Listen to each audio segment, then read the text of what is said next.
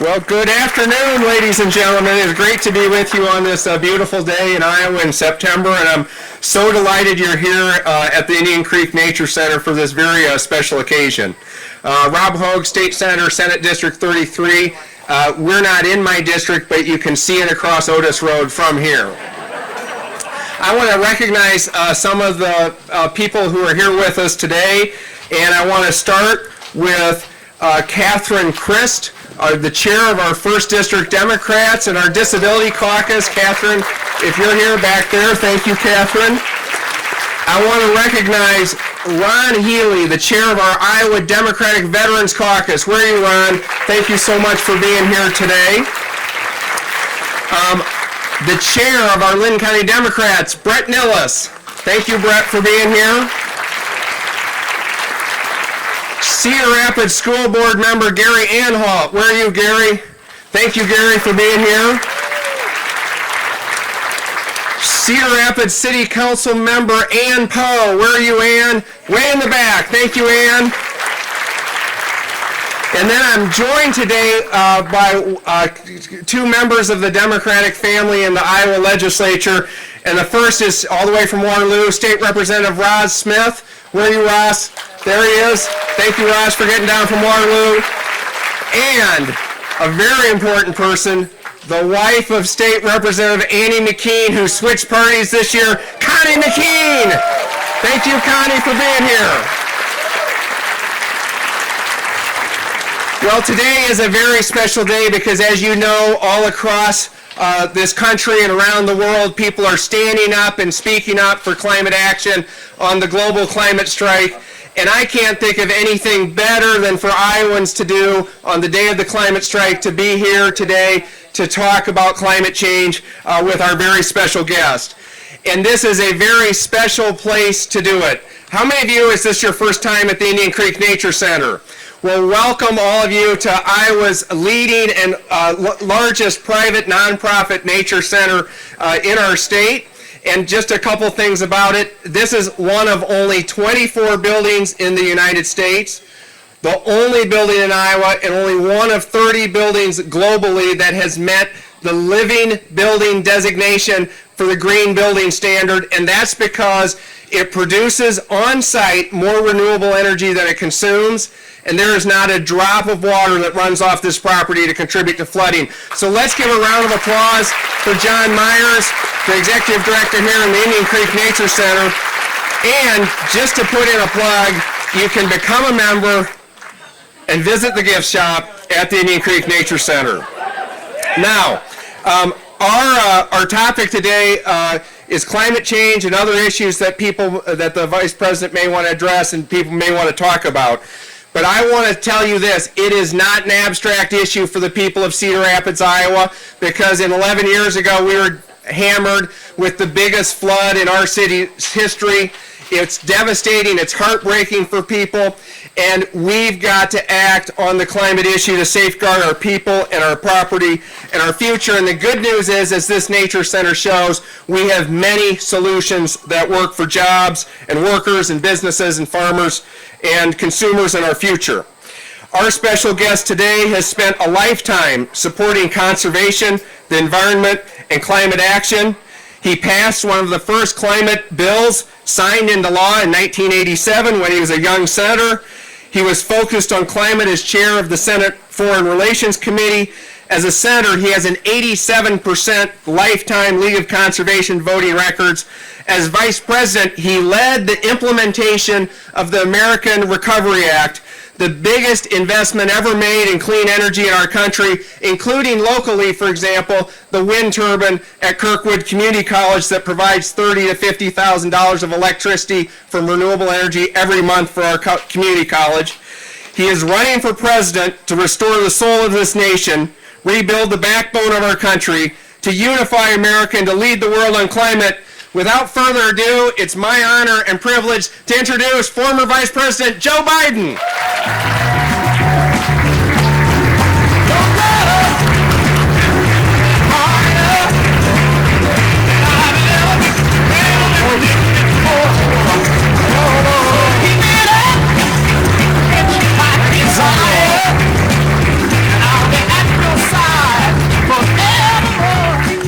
great to be. Please sit down.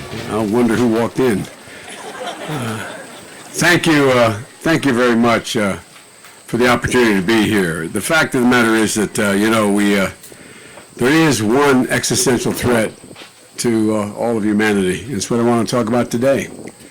And I'm delighted to be back in Cedar Rapids with all of you to discuss what I think is the single most important issue in any of our lifetimes, no matter how young or old you are. And I want to thank Senator Hogg because, by the way, I read his book online, but I really urge you to get a copy of it. I'm not here to sell his book, but America, the Climate Century. He, as usual, was ahead of the curve, and some of the elements of what he's laid out as what we can do are really, quite frankly, consequential. He's been working on this issue for a long time, as I have been. Back in 1986, I introduced one of the first bills to address climate change, and PolitiFact said it was a game changer. It didn't change things enough, but it started things. Ladies and gentlemen, let me quote from the bill I introduced in 1986 so you can understand why what people are saying today, our scientists are saying today, should be listened to with some precision and likely to get worse, not better. I said at the time in the Global Climate Protection Act of 86, there exists a compelling evidence that man-made pollution to release carbon dioxide, the release of carbon dioxide, CFCs and other trace gases into the atmosphere may be producing a long-term and substantial increase in the average temperature of the Earth. This is when there really was some dispute about whether that was occurring. A phenomenon known as global warming through the greenhouse effect, I went on to say. By early in the next century, this increase in the Earth's temperature could also alter global weather patterns and have disastrous effects on existing agricultural production. I went on to say, and the ability to habituate and to inhabit large portions of the Earth may be put in jeopardy. The cause, terminal expansion of the ocean and the partial melting of the polar ice caps is going to occur, resulting in rising sea levels, widespread coastal flooding all around the world. We're here this afternoon, and the people around the country and the world are proclaiming a global strike day. Fact of the matter is, folks, it's been a long time in coming. The fellow who used to run my organization when I was a senator early on was the one who set up the first day of talking about dealing with, we had to focus on Earth Day. And folks, we talk a lot about it. We haven't done nearly as much as we should be doing about it. We've seen so much passion in the movement of these issues in the past few years. Ever since President Obama and I left office, things have, quite frankly, we've seen such incredible activism, and we're seeing it at every single level. Young people know something that this president of the United States doesn't know. Climate change is an existential threat in the most literal sense of the word in terms of all of humanity. It's a threat to our very ability to continue to survive and prosper as a species on this planet. Climate scientists tell us that we have 12 years. I predict to you as science continues to progress, they're going to conclude there's even less time to begin to change the direction that we find ourselves in, and we're going to be able to avert a worldwide catastrophe. President Trump refused to acknowledge this crisis, and he denies the climate science across the board. In fact, everything he has done as president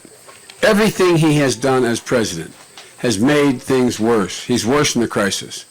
By rolling back the programs that curb emissions in automobiles that we put in place in our administration, now his administration is telling California and states that want to keep up with getting ahead of the curve on climate, in fact, that they're not allowed to do so. They cannot set standards for emissions.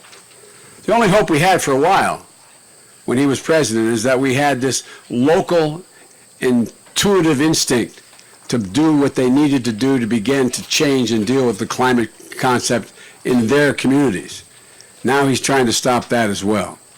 He's trying to stop it in California, even when car manufacturers strongly support and have already signed up to compliance with significant increase in mileage standards. We have a president who has only pulled us out of, not only pulled us out of the Paris Climate Accord, which we negotiated, he's abandoned America's leadership internationally, literally abandoned it, left the global stage entirely, literally leaving an empty chair at the G7 summit, which was the climate change discussion. He didn't even show up. Now, at a press conference after the G7, Trump was asked repeatedly about whether he believed in climate change. And all he could do was talk about America's wealth in fossil fuels. That was his response. We are so wealthy in fossil fuels. Folks, all he thinks about is wealth for very few people. That's all he talks about, for the very few. Not our security, not our health, not our well-being, not the future of our economy, not the middle class, and certainly not the world we're going to leave to our children, our grandchildren, and our great-grandchildren. But folks, here in Cedar Rapids, you know what's at stake. You know it well. The damage climate change is already inflicting on our nation is not theoretical to all of you. You've lived it. You know what it means to have your town underwater, literally. This past summer, farmers all across Iowa couldn't plant their fields in time due to record flood levels. What you don't know is my state, the state of Delaware, is an agricultural state. It's the single biggest industry in the peninsula. Everybody thinks it's other things, manufacturing. It's agriculture. We have some of the same problems you have in what they call the Delmarva Peninsula, Delaware, Maryland, Virginia, that peninsula that runs down all the way down to Virginia. Folks, and it's costing you millions of dollars as it's costing hundreds of millions of dollars all across America. It's not just here. And now your farmers are hoping for, catch this, a late freeze. Why? So that they will at least end up with some crops saved and 10 to 20% loss in their crops. This week, Iowa scientists warn that the number of 90-degree days, which you're feeling at this moment probably, sitting in the sun, could be tripled in your state by the year 2050 if we do nothing. Tripled. Whether it's climate change or the president's irresponsible war on trade, we can't forget how the farmers and rural economies are directly and fundamentally affected all across the nation, not just in the Midwest, but across the nation. That's why we need to be absolutely united in 2020, regardless of who the nominee is running against him, to defeat Donald Trump.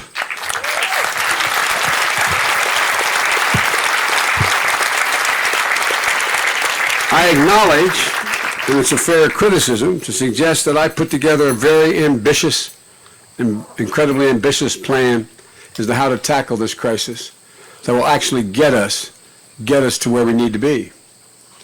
And it's about the steps we can take, not starting tomorrow, but starting right now. Right now. The things we can do immediately. So we can make sure we get to where we need to be net zero, 100% emissions, 100% clean energy, at the latest by 2050. So let's talk about how we're going to be significantly reduce fossil fuel consumption immediately.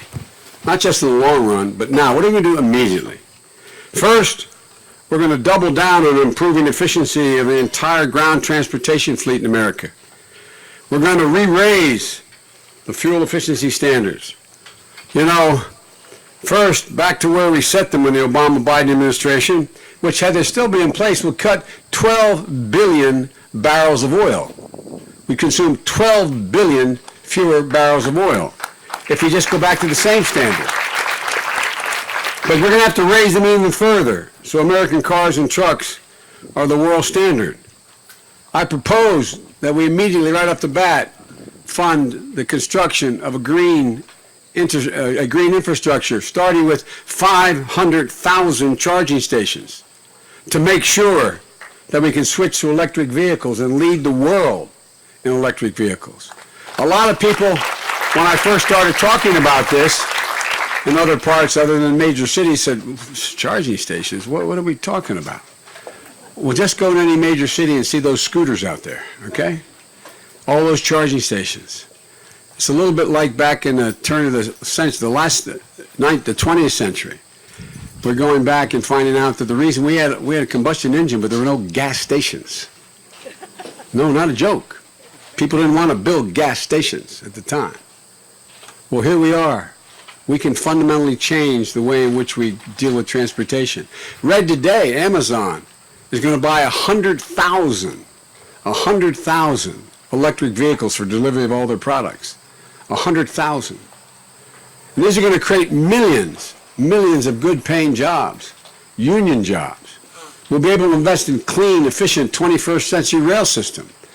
In the Recovery Act, which the President asked me to put together our last administration, which kept us out of a depression, and in fact, everyone argued that in fact it was less than 0.2% of waste or fraud, over $80 billion. Well, folks, guess what? We had money in there for rapid rail systems, taking tens of thousands of vehicles off the road between cities and across the country. But Republican governors in the state of Iowa, Ohio, New Jersey to New York, as well as in Florida. And so, I mean, we've blown the opportunity so far. Because people, when I say rapid rail, they go, oh, Joe's a railroad guy. Well, I am.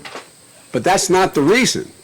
The reason is it takes tens of thousands of vehicles off the highway and significant freight. Light rail to reduce congestion and improve transportation in our urban areas. High-speed rail connecting our cities and our states. We can make our homes and our buildings and our household appliances as energy efficient as science will allow us. And we know we can do that now. We're going to make historic investments in clean energy innovation. And by the way, in the process, we're going to create literally over 10 million good-paying jobs that average $45 an hour, not $15 an hour. These are things that we can lead the world and become a net exporter of this technology. Our farmers will be on the leading edge of the climate solution. American agriculture must be the first in the world to get to net zero emissions. There's incredible promise for carbon sequestration and storage in the soil. You know, I'm going to dramatically expand the conservation stewardship program. You see what's happening here. I was telling the folks inside earlier, when I was a young county councilman, the Delaware River, we sit about three feet above sea level. It's a giant issue to us. And I was on the county council. One county has over 60% of the state's population. We're like a miniature Illinois. One county has and I was able to change the zoning laws. I got in real trouble to make sure they couldn't build another oil plant along the Delaware River because we had these incredible, valuable waterways and wetlands. Well, guess what? It resulted in a thing called the Coastal Zone Act. Now, nothing can be built from Delaware, where it meets Pennsylvania, all the way down around the entire, we're all water. Nothing can be built within a mile of the wetlands. Can't do it because it preserves them. Look what we're doing now. Back at home, we have a giant problem. We have a giant problem with runoff, nutrient runoff. We have the largest poultry industry in the world in the Delmarva Peninsula. Millions of pounds of chicken manure. Well, folks, we've worked out how to deal with it. We built facilities like this all on our farms, all across the country. All across the state and the Delmarva Peninsula. My generic point in telling you this, there's answers. So farmers that sequester carbon in the soil can get additional revenue streams if they engage in the process. Generating the next generation of advanced biofuels, including ethanol, is going to be one of the top priorities. It's not the answer, but it's a transition. Add to that the massive investment in wind generation and solar energy. And that just won't be the America's Farm Bill anymore, and you understand it better than anybody here in Iowa. It will be the American clean energy epicenter throughout the Midwest, changing the ability to transmit this electricity through solar and wind in ways that can fundamentally alter the consumption of renewable energy. Folks, look, thanks to the production tax and tax credit when we were in office, we expanded our utilities here, are making multi-billion-dollar investments in wind production. An incredible opportunity for clean energy and job building and installing wind turbines. Look, rural America is going to be part of manufacturing the cutting-edge technology that is needed, not just putting up the facilities relating to wind and solar. Not bringing back old jobs, but creating totally new jobs, bio-based manufacturing jobs that will deal folks in across the Midwest and around the country into the benefits of a new low-carbon economy heading to net zero emissions. None of this will matter if we don't bring the world along with us. Folks, the fact of the matter is that we represent 15% of all the emissions. We got to do the best we can to set an example for the world so they have something to lead to. But we're 15% of the problem. We could solve every single solitary, we could be net zero emissions in the United States, and we'd still be in trouble as humanity. So if we're going to make real progress, we're going to have to reignite this global effort. I remember coming back from seeing Xi Jinping in China and telling President Obama that I believe he would go along with, he needed to, an international global effort to deal with global warming. That was the beginning of what we did with the Paris Global Accord. You know, as I warned in 1986, quote, the global nature of this problem is going to require vigorous efforts to achieve international cooperation aimed at minimizing and responding to climate change. But look what he's done. He has damaged our relations with all our international leaders. Ladies and gentlemen, that's why I will immediately rejoin the Paris Climate Agreement on day one. And I promise you, I will immediately get to work. I will call within the first 100 days an international summit in Washington, D.C. of all those folks to up the ante. Not a joke, just like we did with nuclear proliferation. Calling the summit of those leaders to rally the world's major emitters to up the ante, which the deal calls for, which the plan calls for, the climate commitments, and to move faster to meet them. And I work with our partners around the world to make sure that especially the major emitters like China, the biggest emitter, by far the world's largest, can't benefit economically by cheating on their climate commitments or outsourcing carbon pollution to their neighbors and the Belt and Road process. They're building coal-fired facilities with really, really high sulfur coal. They're not doing it in China, they're exporting it. They're exporting dirty infrastructure projects. And they have to respond, just like I will remain Bolsonaro, the president of Brazil. The largest carbon sink in the world is the Amazon forest, which I've been to, and I've dealt with the Brazilians on this. It's the largest sink. If, in fact, it were eliminated, which, if we don't watch ourselves, it could be, it absorbs more carbon from the air than emitted by every single solitary vehicle in the United States of America. If we shut down and not a single vehicle in America of any size was emitting any carbon, that's how much carbon is absorbed by the Amazon. And I would make it clear to Bolsonaro that this is an international problem, not just his. And $20 million is not enough to help him with his problem. But I'd make sure he understood. I would gather the world, as we've done on other things, and I've been asked to do on other things by the President as Chairman of the Foreign Relations Committee as well, to say, here's what we're going to do. We're going to help you deal with your problem. And it's going to be significantly greater commitment than by the world than has been thus far. But if you do not cooperate, you will pay a serious economic price. Your economy will pay a serious economic price. This crisis demands respected, trusted, and stable American leadership on the global stage. Leadership at home that knows how to pull people together We're going to have to figure this out. You all know it because you're all deeply involved. If any one segment of society says I'm out, it creates a significant political dilemma to get a lot of what has to get done. Folks, as I said, I've been speaking out on climate change for 3 decades. As Vice President, oversaw the largest ever investment in clean energy, $90 billion. I fought along with President Obama to nearly double the efficiency of our cars, limit carbon emissions from power plants. And as President, I'll lead America and the world not only to confront the crisis before us, but to seize the enormous opportunities it presents. Look, this is what America does best. Solving big problems with big ideas. That's who we are. That's the United States of America. There's not a single thing we cannot do if we set our mind to it. So let's get about the business of getting it done. Thank you very much for listening to me, and I'm prepared to take questions. Hey, Vice President Joe Biden. Thank you. Well, Vice President Biden, thank you so much. Great remarks, and beautiful day here at the Indian Creek Nature Center. And it is a delight to have you here. And what a great speech. You hit on a lot of issues. I'm going to start with a couple questions, and then after I'm done with that, I want you all to think about questions you have. And I think the way this is going to work is I'm going to bring a microphone to you. So I will try to get to you with that. Are you ready for some questions, Vice President Biden? I'm right. All right. Well, let's start. You said so much. I'm trying to adjust these.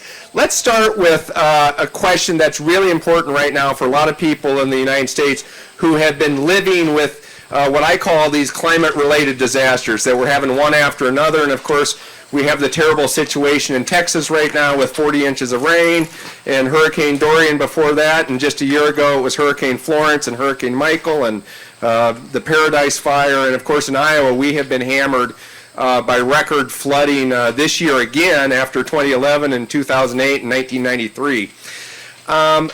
Talk to me a little bit about what your experience has been with climate-related disasters and how you might like to see the United States improve our ability to respond to people who are suffering and are hurting and need help.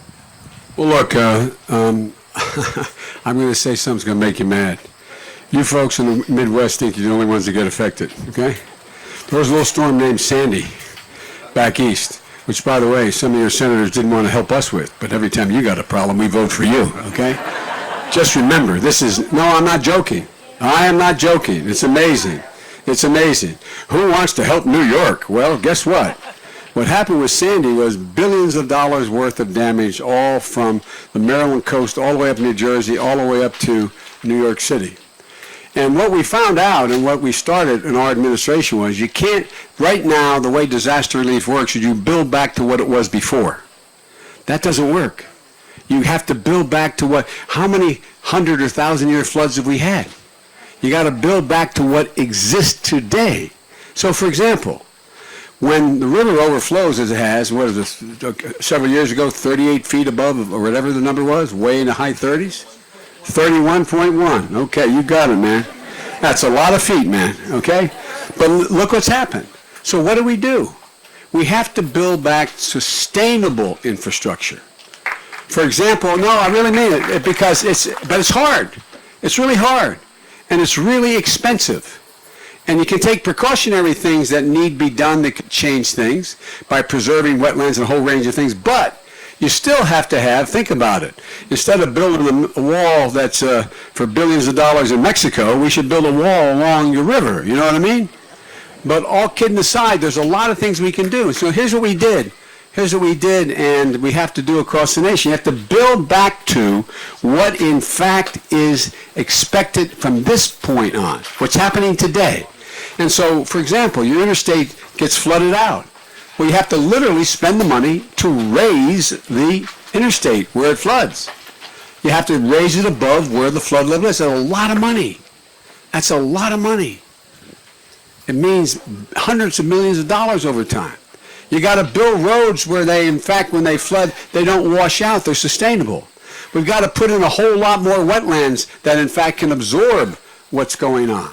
We got to pay people who, in fact, are going to do that on their properties. We got to make sure that people aren't in a situation where they, in fact, let the runoff from their properties actually become part of the problem.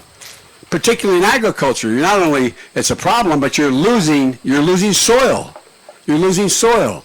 So my point is, in a Biden administration, we will be pushing the Congress to build back to what, in fact, needs to be done for what has happened over the last 10 years. Not talk about build back to what it was before. And look, and if you think it's just, you saw what happened out in the Midwest here, not just with you guys, but significant military bases were rendered close to inoperable that are part of a significant portion of our national security in Nebraska and other places. This is not something that is just about, agriculture. It goes well beyond it. And I'll conclude by saying, because there's so much to say in this, I conclude by saying we've got to bring together the national security assets in the administration, the environmental assets in the administration, and the economic assets in the administration. And they've got to reach a consensus of how to proceed. Because the fact of the matter is they all are impacted significantly, and we can turn it into something positive, not just negative, if we function with one another. But you can't leave out entire segments of society and expect we're going to get things done. You got to know how to negotiate. You got to know how to bring people together, generate consensus. That's something I've spent, not that I'm the only one that could do, but something I spent my whole life doing. And I know everybody says, well, you can't cooperate anymore. Well, if we can't cooperate anymore, get ready, get your flippers out and your wetsuit, because we better be able to cooperate. Because this is something that affects everybody. Everybody. We got to reach some consensus. We got to build back to what would, in fact, if the same thing happened the next day, would not have the same result in terms of damage. Great. Thank you, Vice President Biden. You talked about bringing people together, and let's just be kind of real about this here. I'm very concerned that in order to get the majority of Americans together so that we can act on climate change, we've got to get more people involved in this effort. I'm thinking about farmers. I'm thinking about union workers. I'm thinking about disadvantaged communities, minority communities, low-income communities. What's your vision for addressing those issues? By the way, just a little note, this building not only is a living building designation, it was also built over 95% with union labor, this building right here, which is very important for a lot of us. So how do you reach out to those communities and make sure we all know we're in this together? I hope I meet this standard, but what presidents have to do, great presidents, have always been able to persuade, convince people of what is in the joint interest of them and others. It is absolutely clear to every union member that he or she finds himself in a position where they're as much at risk as anyone else from the climate change that's going on. But you have to make it clear to them that you understand the transition for them could be devastating if it's abruptly just said, we're done, we're not doing that anymore. I would immediately start by taking and ending all fossil fuel subsidies and invest them in other subsidies relating to sustainable growth that require union jobs to be able to fulfill them. For example, I recently was I was up in Pennsylvania speaking to the AFL-CIO. They asked me to come and speak. And they've asked others too who've spoken in Philadelphia. And I make no bones about it. I get overwhelming labor support my whole career. And I'm proud of it. I'm not apologizing for it. And one of the first questions I got asked when I got finished talking about labor law was a woman stood up and said, well, I belong to the IEBW. What's going to happen to me and my job? What are we going to do? And I began a longer discussion, which I'm not going to take your time now, to talk about how we all have to talk about this together. For example, when we talk about, for example, the IBW, the idea we're going to put in 500,000 charging stations along our new green highways that we're building, in fact, is going to require people to do that, people who have the expertise to do that. The reason labor gets the support it gets is because they're really good at what they do. They're experts at what they do. And so, no, but I really mean it. And so they've got to be they got to be in on the deal when we're talking about this, as to how the transition is going to take place. And we have to do, which is the harder part, in some places, we're not going to be able to replace their job. Their job is not going to be automatic. Coal miners. I used to live in Scranton, Pennsylvania. We moved to Delaware because when coal died in northeast Pennsylvania, everything died. My dad wasn't a coal miner, but my dad was a white-collar salesperson, and there were no work. So we moved down from Scranton. But I watched how they've still been struggling to try to figure out how do we replace those, and they're good-paying jobs, they were. Like right now, they pay up to $100,000 a year for some of these jobs because they break their neck about 300 feet to 500 feet underground. And so it's not easy. You can't guarantee, but you have to guarantee that you will provide for a transition for people to train them in new industries if, in fact, they're prepared to do that. But that's not a very welcoming thing. If I said to all of you, you're a farmer, well, you know, you've been farming your whole life, but I tell you what, you're going to be out of business, but here's what I'm going to do. I'm going to train you to run a grocery store. You're going to look at me like, come on, man. So we've got to work with all these interests, labor, business, environmentalists, because the truth of the matter is, they all know, everybody knows, it's in their naked self-interest to get this problem solved.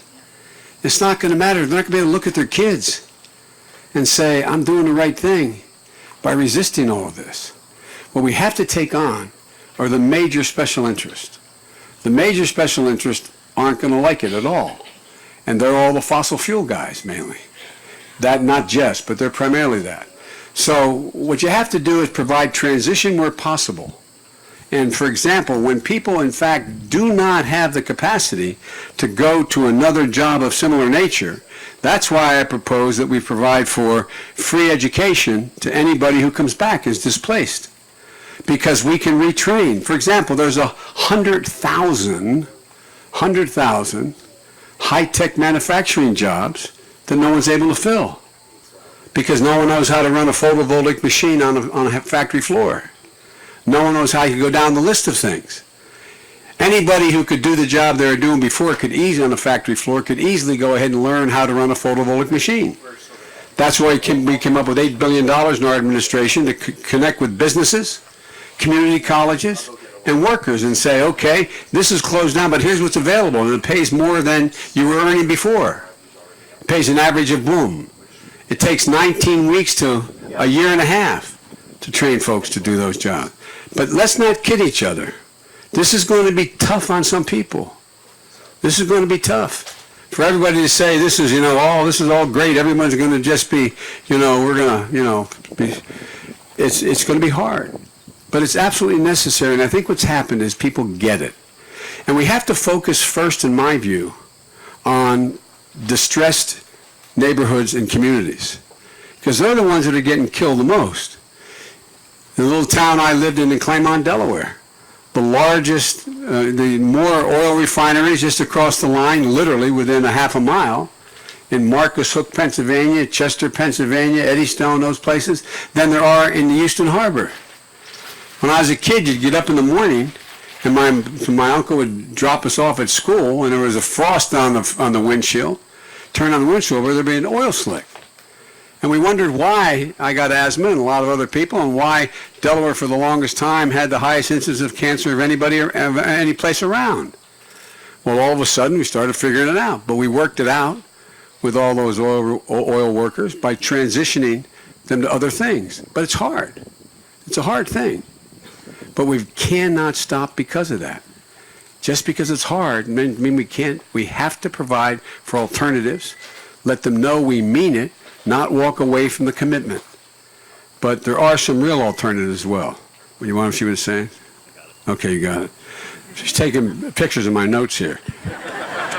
Tax credit for homeowners who install energy-efficient technology like Energy Star windows, which are made by Pella Windows. Expanding and extending tax credits to purchase electric vehicles. Credits for production. You might hand it out to those folks, okay? Anyway. Thank you, Vice President Biden. Great answer. Really appreciate that commitment. Answer yes or no if you have easy questions. Vice President Biden, it's really important that we maintain that commitment to our farmers and our workers and our disadvantaged communities if we're going to solve the climate problem.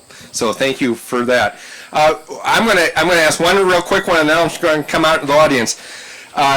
You touched about a lot, but it is a global issue, and in my view, there is no way the climate issue gets solved without the active participation and leadership of the President of the United States of America. We have to have a strong president who's for it, and the current president has been about as big of disaster on this issue as you can imagine. Just the news this week highlights it, but from pulling out of Paris to rescinding the Clean Power Plan to rolling back the Clean Car Standards, the war on science, the attacks on ethanol and renewable fuels, up and down the list, he's just been a disaster. But how do you repair that on the global stage, really? I mean, you talked about in your speech a little bit, but how do you get that done? I'll try to do this very briefly because you're sitting in the hot sun. You got a lot of questions you want to ask. Number one is that I have one advantage. I got a lot of good people seeking the nomination. All 300 of us are working hard at it. But they're good people. And they talk about, well, Joe's been around a long time. And boy, is he naive. I thought they were inconsistent, being around a long time, being naive. But anyway, the advantage of being around a long time is I have been eating, drinking, and sleeping international relations, foreign policy, intelligence, and national security my whole career. And folks, I know I've met every single major world leader in the last 40 years. And I've had face-to-faces with a significant number of them. And it's all about, Barack always kids me. I always tell him when we're in administration, I'd say, remember, all politics is local, is personal. It's personal in the sense you got to figure out where the other person can and cannot go. Not whether they're good or bad, because I don't expect anybody to be willingly appear in the second editions of Profiles in Courage. But you got to figure out what it is that they need to get their part done. One of the things we have to do is we have to generate among the leading economic powers the ability to, in fact, subsidize those nations which, in fact, were left behind and, in fact, are in a position where their economic standing is significantly diminished because they can't do what we did the last 100 years.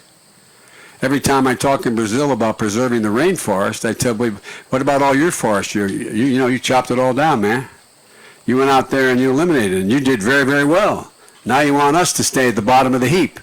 So you got to generate an international community that's prepared to provide for ability to subsidize in a way other nations are really struggling to do the right thing, particularly poor nations. Secondly, you have to bring together the people who, in fact, are doing the wrong thing deliberately, but you can, in fact, this is the place where we should use international pressure.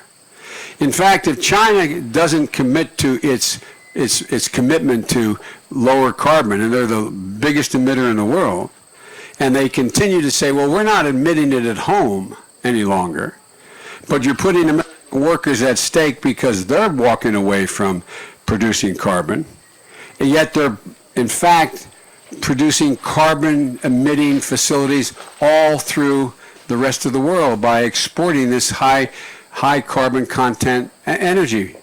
You have to say, okay, if that's the case, then you're going to pay a price. Then you can't trade with us on those areas. Because the last thing I want to do is subsidize another country to be able to undercut American labor and American economy as well as the climate commitments that have to be made. Now, that's one of the things that I've done a lot of, as you recall, as with President Obama. When he gave me authority, he gave me presidential authority to put things together because he knew I would never go beyond what I knew he wanted, and if I thought there was a problem, I'd ask him and we'd debate it. The fact of the matter is, I'm used to putting together coalitions of people in their overall national interest. But sometimes they don't know it because they don't want to be left out. But when America says this is what we will do, commitment we'll make, then we have always kept our word when we've done that. That's what you have to get back to. You have to get back to in this negotiation, and that's one of the things we'll do, just like we did. It's too long to explain, but just like we did on the issue of nuclear proliferation. What have we done? There's a lot of states who want to continue to produce because they want to do a lot of things with it, including war. Well, guess what? We got the rest of the world together and said, here's the deal. You do that and you got this problem. We are not going to cooperate with you in the following 75 ways. So they have, as they say in southern Delaware, they've had an altar call. They have seen the Lord on a lot of it. So it requires rational negotiation with people you already know and have a relationship with, whether it's good or bad. You have a relationship. You know what the other person is thinking. You know what their bottom line is. And you have to figure out a way how to get by it. And so that's one of the things that I think is necessary. That's one of the things that I've been able to do. And I think that's why you have to be able to start off on day one. And I'm not criticizing anybody else running. I mean this. But on day one, you got to be able to command the world stage. Stand up when you speak, that those other world leaders know you know what you're talking about. You keep your word. They've dealt with you, and they know who you are. That's why I think I would be able to do it more rapidly than I think anybody else running, particularly this fella. Great, thank you. Let's go here. We got a question over here for you, Vice President Biden.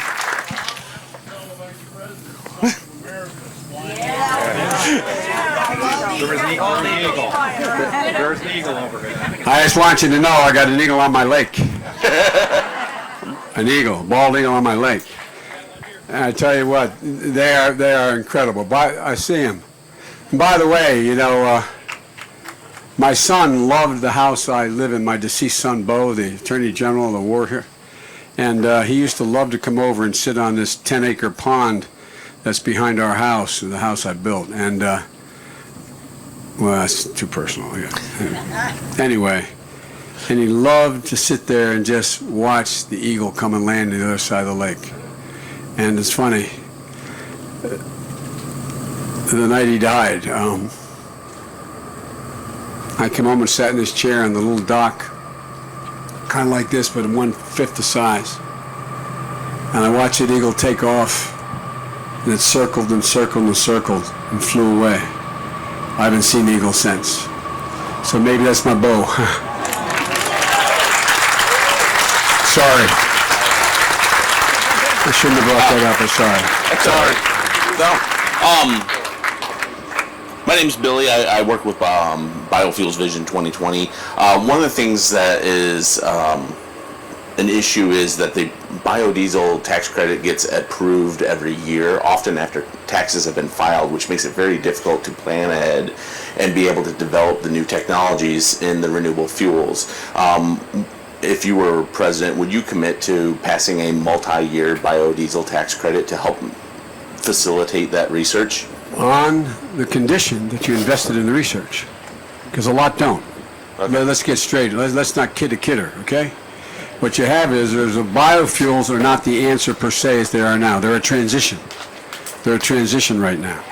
The real help is going to come if we invest. I call for a $1.7 billion investment in the first 10 years in all kinds of research, one of which is to deal with biofuels that are much better than we have now. The answer is yes, but I'd make a commitment that you had to invest the money in the research and demonstrate it to get the tax. Okay, thank you. Hi, my name is Darwin. Say Darwin? Darwin, yes. You know what's going on then. I got it. Now I'm talking to somebody who knows what's going on. He knows about evolution. One of my concerns for my kids, grandkids, and kids unborn is our national debt, how it continues to grow. I don't seem to hear a lot of talk on that at the debates, on Twitter, different places. So I'm curious, how do we, especially with unemployment so low, you would think that would be declining, but it's skyrocketing, and I think we all know why. But I'd just like to hear your take on that, what you would do to turn that around and get that to start reducing instead of growing. And then one last quick question. What can we do to control the CEOs, some of their high skyrocketing salaries? Thank you. Well, there are 2 essay questions, but I'll try to do them real quick. But they're very important. Number one, if God forbid this president's policy leaves us in a recession, I tell you now, what I will not be doing is focusing on eliminating the national debt. What I'd be focusing on is eliminating the $1.9 trillion tax cut that he passed. But it may be necessary to take part of it to stimulate economic growth like we did before.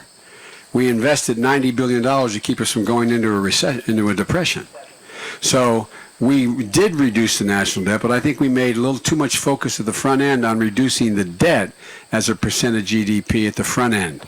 You got to get the economy growing to generate income and jobs. But what I would do if, in God willing, we do not find ourselves in a recession, I will, in fact, we have, just to put in perspective, it'll take a lot of time. My wife right here, she'd be going like this to me now, cut.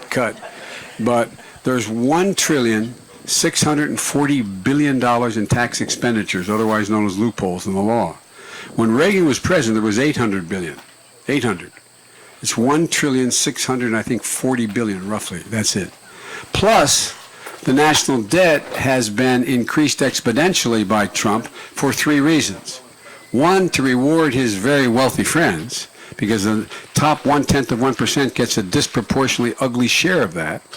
But number 2, he did it as well to use it as an excuse, as my very conservative Republican friends have always done, create the debt and then come along and say, by the way, we got to cut the safety net because you know what? We have this national debt we can't sustain. Well, I got a real easy answer. The national debt we can't sustain, let's cut that funding for everything from making sure that we're in a position where we provide a tax cut for racehorses to all the way down to bringing the tax rate back up for capital gains to what your ordinary income is, to do a whole range of things, was raise hundreds of billions of dollars without in any way affecting negatively the economic growth of the country. It would allow us, though, in addition to that, to make the kind of investments we really need to grow the economy. We need to spend a whole lot of money to deal with global warming. The idea that we're going to be able to go out there and not do anything and not spend over $1 trillion over the next 10 to 15 years to deal with this is just simply wrong. But it also says that some of the things we want to do, for example, to increase health care, don't make sense when we can do it a better way and we can do it a lot cheaper and immediately. For example, one of the debates I have with 2 of my colleagues I greatly respect, they're both really fine people, is Medicare for all. Well, that's a great idea, but guess what? It costs minimum $3.4 trillion per year.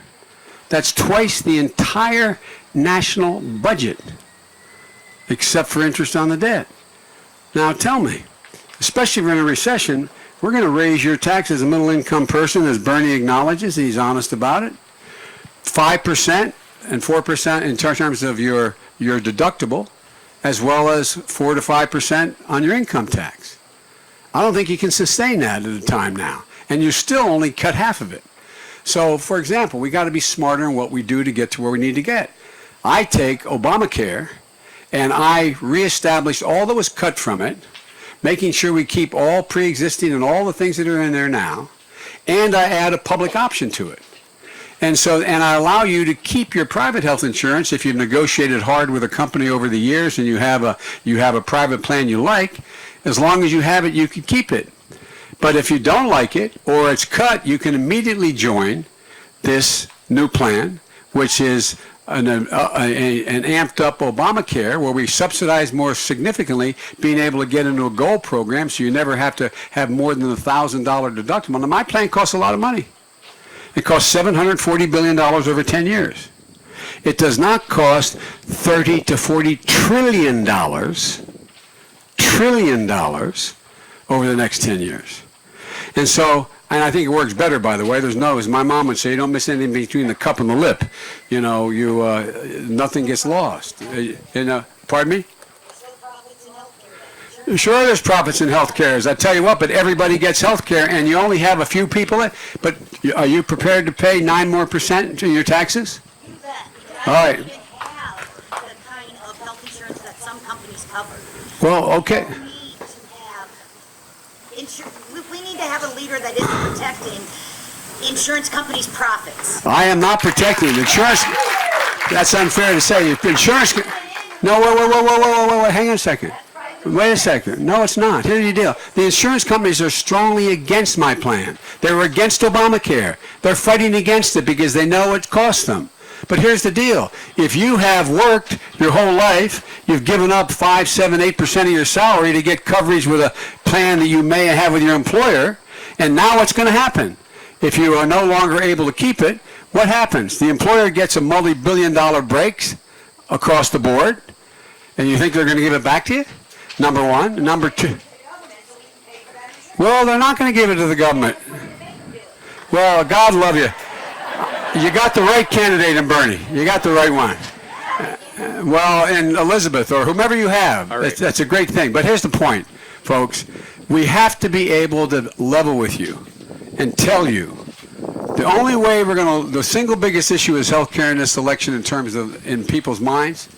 You can't beat Trump by not being straightforward about what it's going to do. You just got to level. And so if you're willing to pay, and I respect you, if you're willing to pay the extra taxes and you think you get much more for that, then that's good. That's good. But let's at least acknowledge, tell Elizabeth it's going to cost a lot of money. And she's going to raise people's taxes doing it.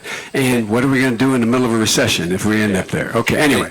Thank you, Vice President Biden. I'm going to try to get 2 quick questions in if we can get quicker answers. So here we go. Chris. Hi, thank you, Mr. Vice President, for coming out here. My name is Chris. My question is on electability. It's an issue that's at the forefront of most voters' minds, as I'm sure you're aware, but it wasn't really covered substantively at any of the debates. So the question I would like to have answered is, how would you explain how Hillary Clinton lost in 2016, and what would your campaign, the general election campaign, do differently to make sure that you don't? I would not explain how she lost. It would be presumptuous of me, number one. Number two, what I would do differently is I would, in fact, do what I've always done and be able to appeal across the board. If you notice and all that, I don't think the polls matter much at all now, okay? All the Biden's ahead in the polls. That's not why I'm electable or not.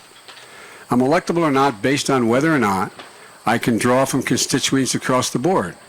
I get overwhelming support from African Americans my whole career. I get overwhelming support for working people, middle-class people my whole career. And I've gotten overwhelming support from people who, in fact, meet what used to be called the standard of progressive people on issues relating to social policy. And so in every single category of voter, I'm able to pick a significant portion from all of those so far. Now, we'll see. That's been my record. We'll see whether that is sustained. But that's going to be up to you. You all are going to decide that. I can't tell you how I'm going to win. Here's what I'm not going to do. I'm not going to change who I am. You're going to get exactly what I am. I've been telling you where I stand. Well, it may not look, and by the way, I fully respect people who say, I don't like who you are. I don't like what you stand for. I don't like how you voted. But one thing is, I think the most sought after thing people are looking for, and they were looking for it before, and they've always looked for it, is authenticity. Do you mean what you say? Have you demonstrated the capacity to do what you say you want to do? And in fact, will you stick by what you say? And so that's all I can say, and that'll be determined whether I'm electable or not. It's a long way off. All right, Vice President Biden, one last question here really quick. This is from Kit, who's a senior at Linn-Mar High School. Hi, thank you for coming Kit, out. how are you? Thank you for I'm being good, here. how are you? Well, thank you. Good, thank you for coming out. I am a senior high school, and I'm a young climate activist, and what I want to know is how have young climate activists such as myself affected your campaign? Well, I hope I affected young climate activists over the years, and they've affected my campaign because so many have joined it. We have a campaign, if you take a look at our staff and our volunteers, that looks like the country. It looks like the country, based on race, religion, makeup, age, across the board. I think it's really important, and I've always believed it's important, to in fact have a government that looks like the people. Looks like the people. And here's what I'd say about your generation. For example, the great thing about your generation, if you're 15 to 25 years old, you in fact are the best educated generation in American history. In fact, you are also the least prejudiced generation in history. In fact, you're the most inclusive generation in history.